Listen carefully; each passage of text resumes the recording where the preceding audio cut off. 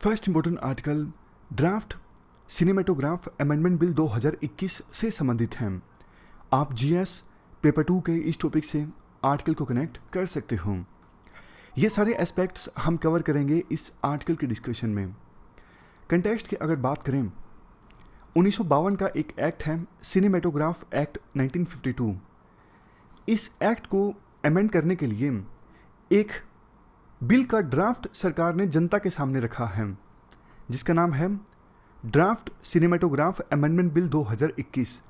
अभी bill parliament में नहीं आया है, अभी सिर्फ ड्राफ्ट बना के बिल सरकार ने जनता के सामने रखा है और जनता से कमेंट्स इनवाइट किए हैं कि आपको क्या लगता है, हम जो ये अमेंडमेंट करने जा रहे हैं सही है, गलत है, आपके क्या सजेशंस हैं। आप कुछ नया सजेशंस देते हो तो हम उसको भी ऐड करने की कोशिश करेंगे।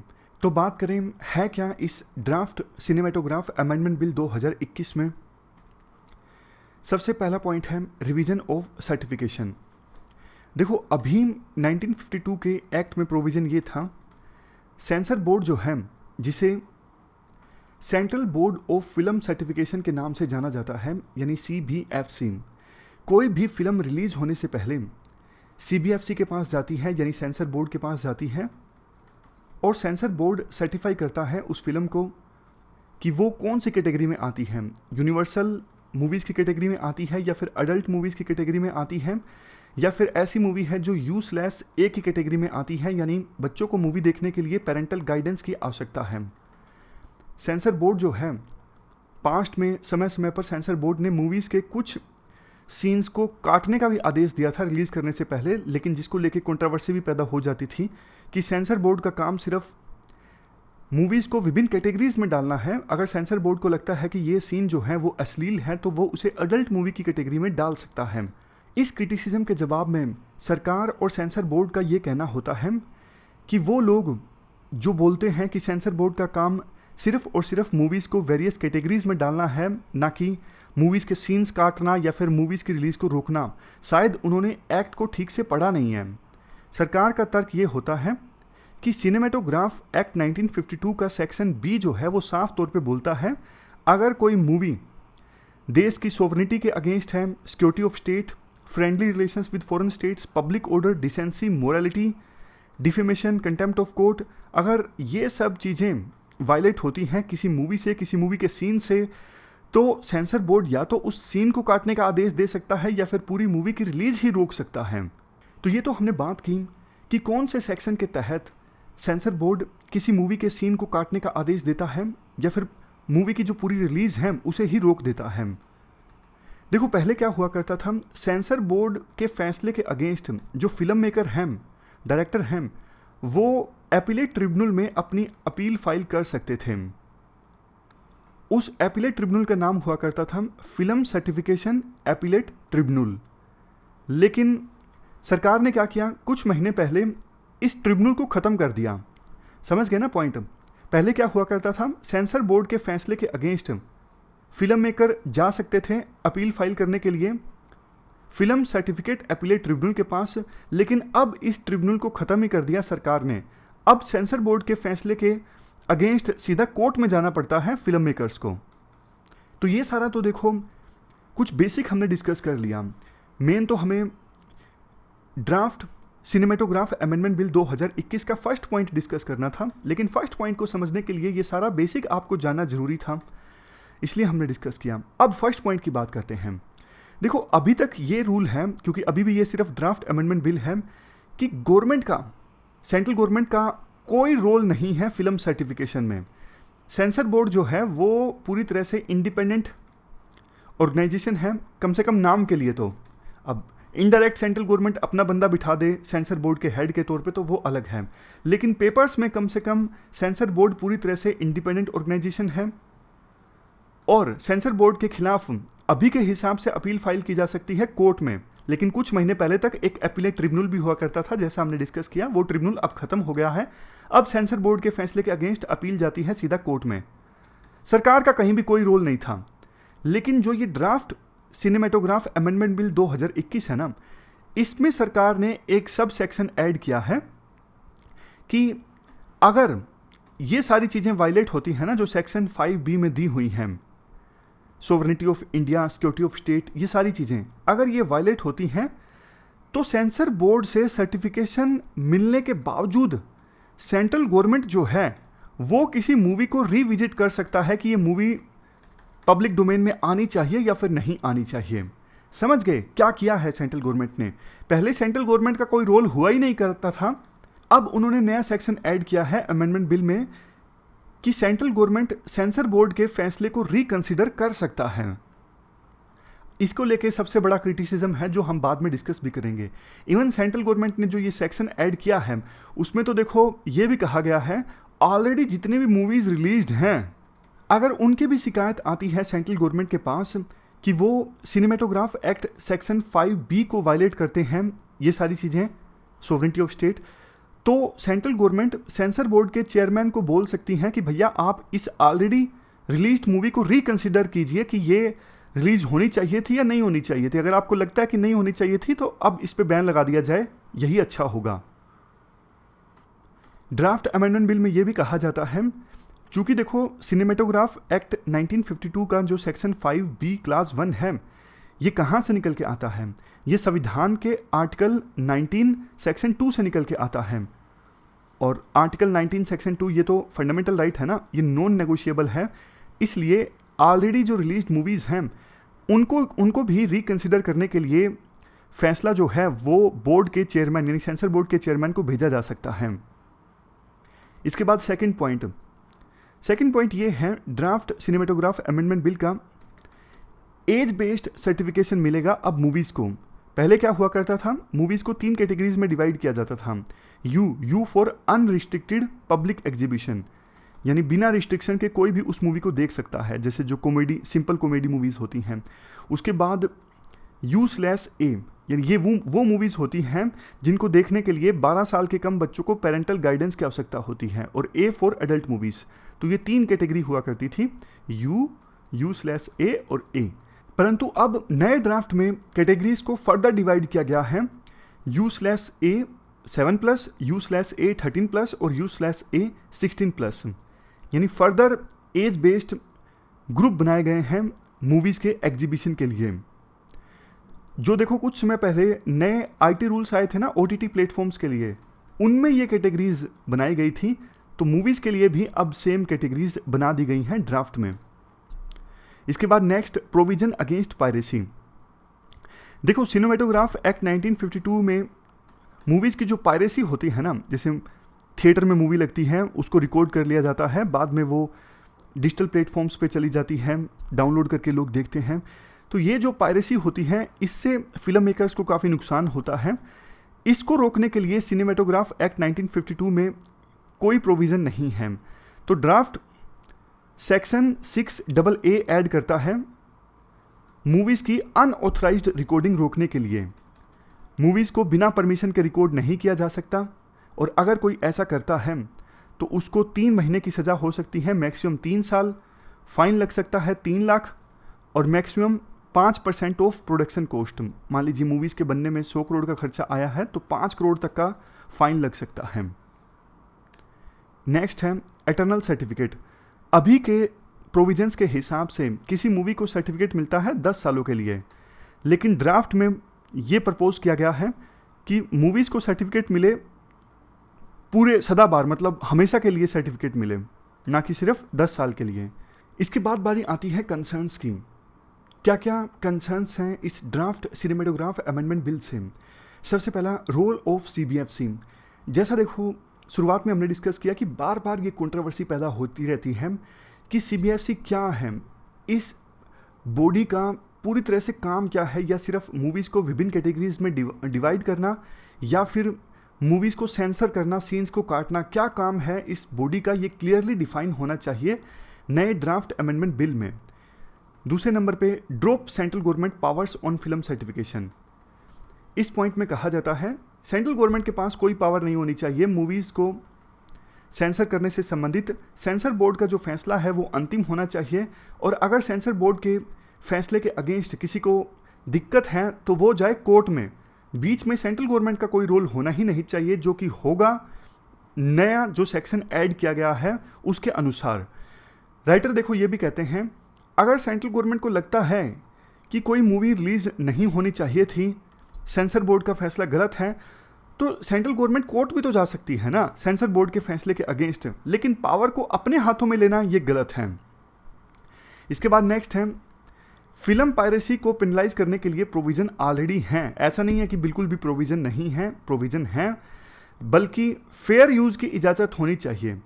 जैसे देखो अभी फिलहाल यूट्यूब में कोई भी मूवी का 9 सेकंड तक का जो सीन है ना वो डाला जा सकता है, ये फेयर यूज के अंडर आता है। लेकिन किसी मूवी का किसी और चैनल का 9 सेकंड से ज़्यादा का सीन या फिर ऑडियो वीडियो आप डाल देते हो यूट्यूब वीडियो में, तो उस पर फिर कॉपीराइट स्ट्राइक लग जाता है। तो राइटर ये सजेस्ट करते हैं दिक्कत पायरेसी की नहीं है, पायरेसी को रोकने के लिए प्रोविजंस हैं, दिक्कत फेयर यूज की है कि कोई फेयर यूज करना चाहता है अपने कंटेंट के लिए किसी दूसरी मूवी का छोटा सा हिस्सा, तो उसे यूज करने दो, क्या दिक्कत है। इसके बाद नेक्स्ट है एज बेस्ड सर्टिफिकेशन। नए ड्राफ्ट में एज बेस्ड सर्टिफिकेशन का प्रोविजन किया गया है, यानी जो कैटेगरीज हैं उनको फर्दर एज के हिसाब से डिवाइड किया गया है।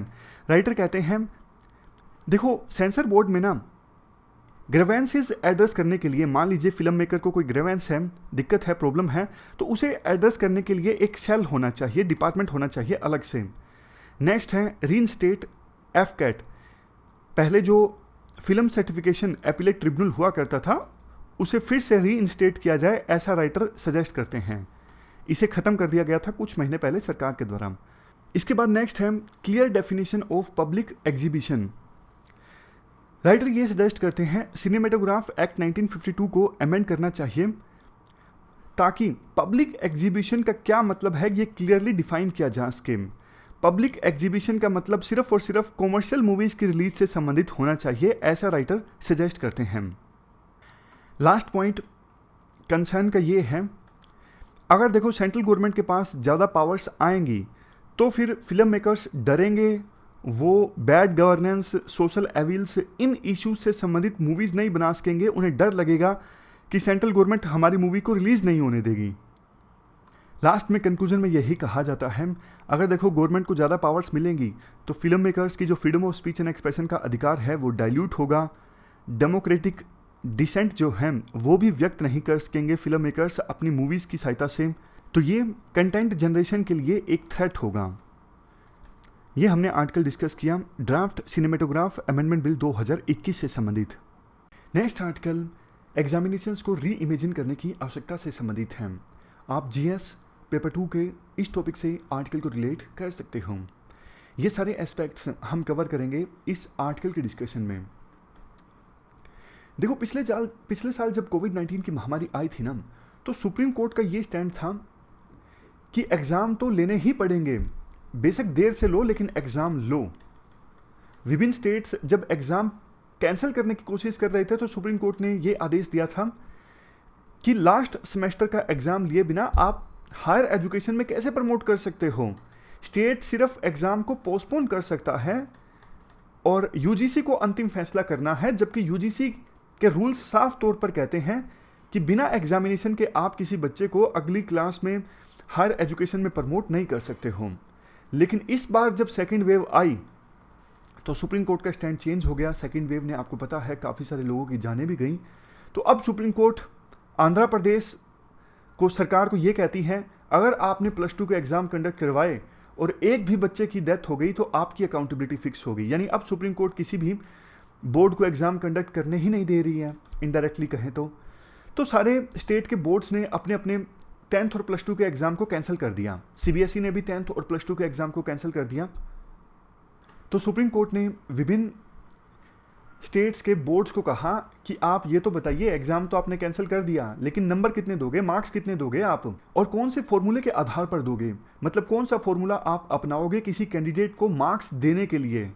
क्या सिर्फ इंटरनल असेसमेंट पर मार्क्स दोगे या फिर कोई और पैरामीटर भी अपनाओगे। सीबीएसई ने और आईसीएसई बोर्ड ने तो अपना अपना फॉर्मूला दिया था सुप्रीम कोर्ट को और सुप्रीम कोर्ट ने उसे अप्रूव भी कर दिया। अब बारी है विभिन्न स्टेट्स की कि वो भी फॉर्मूला दें सुप्रीम कोर्ट को जिसके आधार पर +2 के बच्चों को मार्क्स दिए जाएंगे। एग्ज़ाम तो उनके हुए नहीं। तो इस आर्टिकल में राइटर ये कहते हैं, यार एग्ज़ाम तो ले लो ना, मतलब ऑफलाइन लो ऑनलाइन लो, एग्ज़ाम तो आप ले लो, एग्ज़ाम ज़रूरी है। जो स्टूडेंट ने पूरे साल में पढ़ा है उसकी नॉलेज का टेस्ट तो होना चाहिए ना, उसकी मतलब पूरे साल जो मेहनत की है उसकी आउटकम क्या निकल के आई है, और कैसा बच्चा जो उसने सीखा है पूरे साल में वो प्रेजेंट कर पा रहा है, इसका टेस्ट तो होना जरूरी है। बेशक आप ऑनलाइन टेस्ट ले लो। तो ऑनलाइन टेस्ट के जवाब में काफ़ी सारे एक्सपर्ट्स ये बोलते हैं कि ऑनलाइन टेस्ट का फ़ायदा नहीं है क्योंकि बच्चे नकल कर लेते हैं। आपने भी काफ़ी सारी यूट्यूब पे वीडियोस देखी होंगी कि ऑनलाइन क्लास में बच्चे किस प्रकार से मस्ती कर रहे होते हैं, कंप्यूटर पे टाइप करके देख लेते हैं और टीचर को बता देते हैं। लेकिन राइटर जो बात बोलते हैं उनकी बात में दम है। वो कहते हैं देखो थोड़ी सी भी मेहनत करो ना तो बच्चे कॉपी पेस्ट नहीं कर सकते। मतलब प्लेगरिज्म को टेस्ट करने के लिए आजकल अच्छे खासे सॉफ्टवेयर उपलब्ध हैं। जैसे मैं OnlyIS का बताता हूँ, जो कंटेंट डेवलपर है ना, कंटेंट डेवलप करके देते हैं, तो प्लेगरिज्म सॉफ्टवेयर की सहायता से ये टेस्ट होता है क्या कंटेंट डेवलपर ने कॉपी पेस्ट तो नहीं करके दे दिया है इंटरनेट से। तो इसी प्रकार से अगर ऑनलाइन एग्जाम कंडक्ट हुआ है और बच्चे ने कुछ कॉपी पेस्ट करके लिख दिया है आंसर शीट में, तो उसका चेक किया जा सकता है क्या उसने कॉपी पेस्ट किया है या फिर खुद से लिखा है। और एग्ज़ाम भी आप इस प्रकार से कंडक्ट करवाओ ना ऑनलाइन, जो बच्चे की एनालिटिकल स्किल्स को चेक करते हो, ना कि नॉलेज को। ओपन बुक एग्जाम्स आप कंडक्ट करवा लो। ओपन बुक एग्जाम्स के बारे में हमने एक आर्टिकल डिस्कस किया था, उसके फायदे नुकसान क्या हैं उसके बारे में भी आप जान लीजिए जल्दी से। सबसे पहले बात करते हैं जो आर्ग्यूमेंट्स ओपन बुक एग्जाम्स के पक्ष में दिए जाते हैं। सबसे पहले अगर देखो बच्चों को एग्जाम्स में बुक दे दी जाए तो उनको फैक्ट्स याद रखने की आवश्यकता नहीं होगी, रट्टा नहीं मारेंगे। आज हमारे देश के एजुकेशन सिस्टम के बारे में ये कहा जाता है जो जितना ज़्यादा फैक्ट्स याद कर सकता है, रट्टा मार सकता है, उसके ज़्यादा मार्क्स आते हैं। लेकिन अगर देखो बुक दे दी जाए तो बच्चों की जो थिंकिंग प्रोसेस है वो डेवलप होगी, बच्चों के अंदर जो क्यूरियोसिटी है वो डेवलप होगी, क्योंकि नॉलेज की एप्लीकेशंस के बारे में क्वेश्चन होंगे ना कि फैक्ट्स के बारे में। और इससे बच्चों के अंदर जो बहुत ज़्यादा स्ट्रेस पैदा हो जाता है, या तो सब कर लिया लेकिन एग्जाम में याद आएगा नहीं आएगा, ये बच्चों को बहुत टेंशन होती है।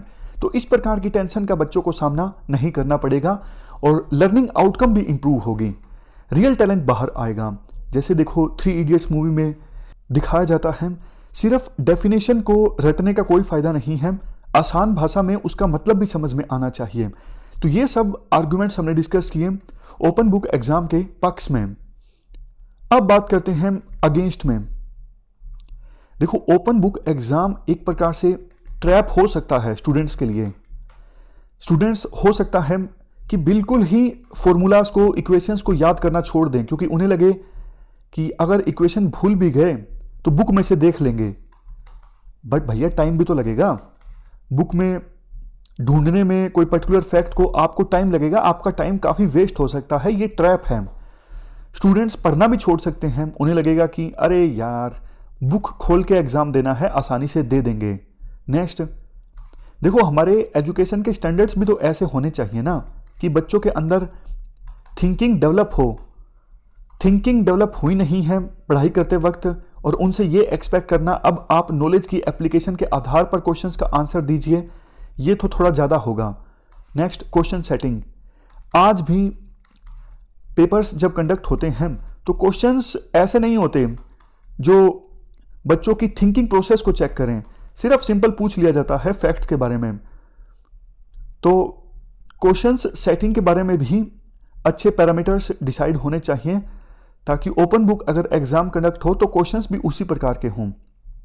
नेक्स्ट स्टूडेंट्स एग्जाम में बिना प्रिपरेशन के चले जाएंगे, एग्जाम को लाइटली लेंगे। अगर ओपन बुक एग्जाम कंडक्ट होते हैं क्लास में ध्यान देना छोड़ देंगे।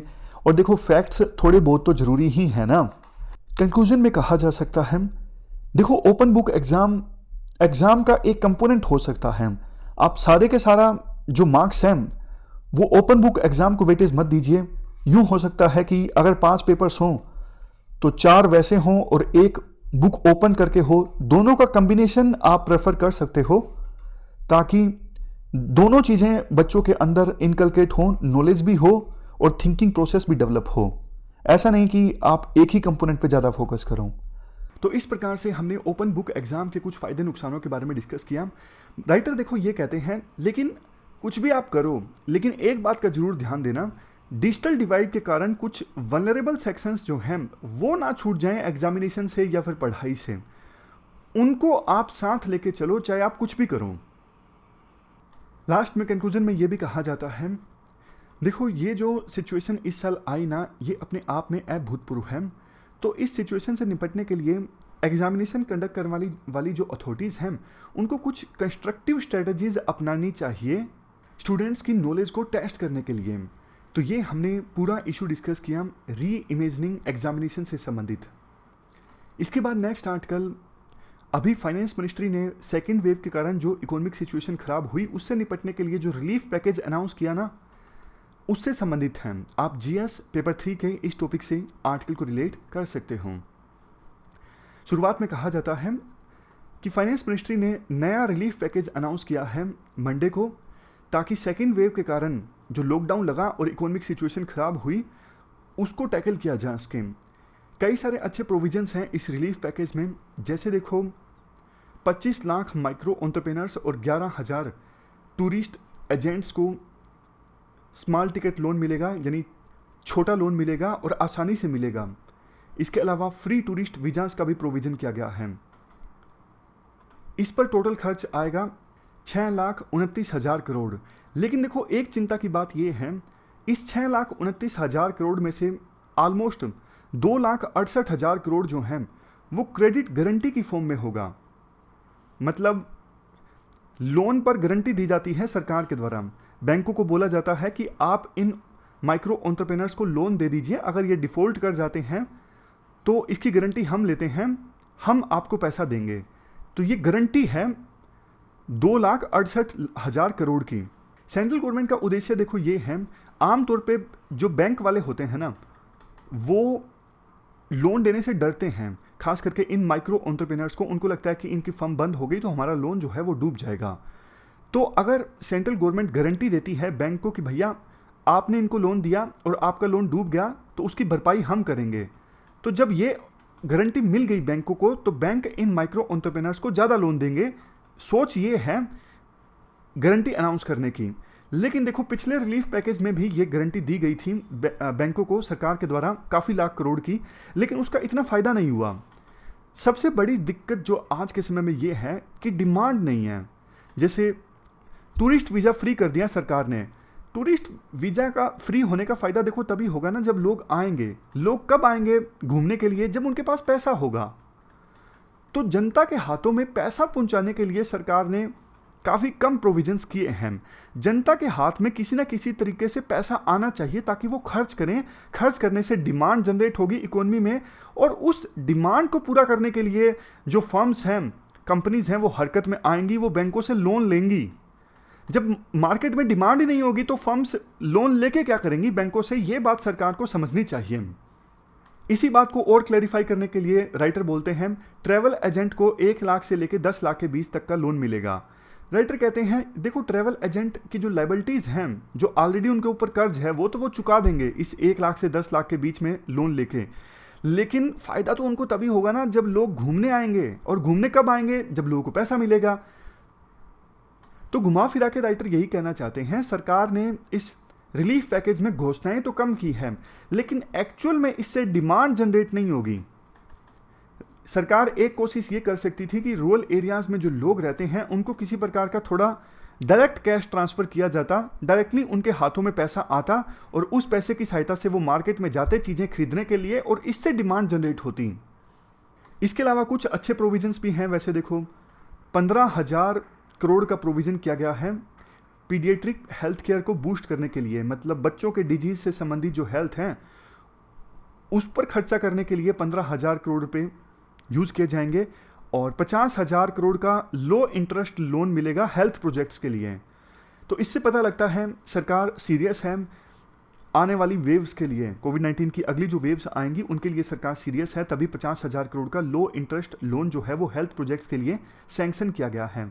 लेकिन देखो अभी सरकार ने फर्टिलाइज़र पर जो सब्सिडी देने का घोषणा की थी कुछ समय पहले, उसको भी इस रिलीफ पैकेज में काउंट कर लिया है। तो ऑलरेडी जो फैसले लिए जा चुके हैं उनको तो रिलीफ पैकेज में क्या ही काउंट करना। वैसे देखो सरकार का मेन जो कंसर्न है ना वो ये है कि डायरेक्ट कैश ट्रांसफ़र कर तो दे सरकार वल्नरेबल सेक्शंस को, गरीब लोगों को, लेकिन इससे फिस्कल डेफिसिट बढ़ जाएगा। फिस्कल डेफिसिट अगर ज़्यादा बढ़ता है तो फिर क्रेडिट रेटिंग एजेंसीज इंडिया की इकोनॉमी की रेटिंग घटा देंगी। रेटिंग घटा देंगी तो इससे इन्वेस्टमेंट नहीं आएगी, ये गवर्नमेंट नहीं चाहती। लेकिन राइटर ये कहते हैं, देखो जब तक डिमांड जनरेट नहीं होगी तब तक इकोनॉमिक ग्रोथ रेट नहीं बढ़ेगी, इकोनॉमिक सिचुएशन इंप्रूव नहीं होगी, और इकोनॉमिक सिचुएशन जब इंप्रूव नहीं होगी तो यही क्रेडिट रेटिंग एजेंसीज फिर से इंडिया की जो क्रेडिट रेटिंग है वो घटा सकती हैं, इंडिया को लेके उनका जो रुख है वो नेगेटिव हो सकता है। तो इसलिए फिलहाल सरकार को डिमांड जनरेशन पे फोकस करना चाहिए, चाहे वो किसी भी फॉर्म में हो। जैसे देखो पेट्रोल और डीजल के जो दाम है वो सरकार कम कर सकती है, पेट्रोल और डीजल पे टैक्स कम करके। इससे क्या होगा, इससे इन्फ्लेशन कम होगी। कैसे? देखो नॉर्मल सी बात है, पेट्रोल और डीजल के जब दाम बढ़ते हैं ना, ओवरऑल इन्फ्लेशन पे फर्क पड़ता है। सब्जी को एक स्थान से दूसरे स्थान पर ले जाना है, ए से बी, कैसे ले जाओगे? मेन सोर्स तो ट्रकों में भर के है ना। तो ट्रकों का जो ट्रांसपोर्ट सेक्टर का अगर किराया बढ़ता है पेट्रोल और डीजल के दाम बढ़ने के कारण, तो सब्जियों के दाम भी बढ़ते हैं, ओवरऑल सभी चीज़ों पे इसका असर पड़ता है। तो पेट्रोल और डीजल के दाम कम करने के लिए सरकार अगर कदम उठाएगी तो इन्फ्लेशन कम होगी, इन्फ्लेशन कम होगी तो जनता का कम पैसा खर्च होगा, जनता का कम पैसा खर्च होगा तो जनता दूसरी चीज़ों पे खर्च करेगी, तो इससे भी डिमांड जनरेट हो सकती है। तो ये हमने पूरा इशू डिस्कस किया इकोनॉमिक सिचुएशन से संबंधित। हमारी आज की इस डिस्कशन में इतना ही है। आज हमने 3 इश्यूज डिटेल से डिस्कस किए। Thank you very much for discussion.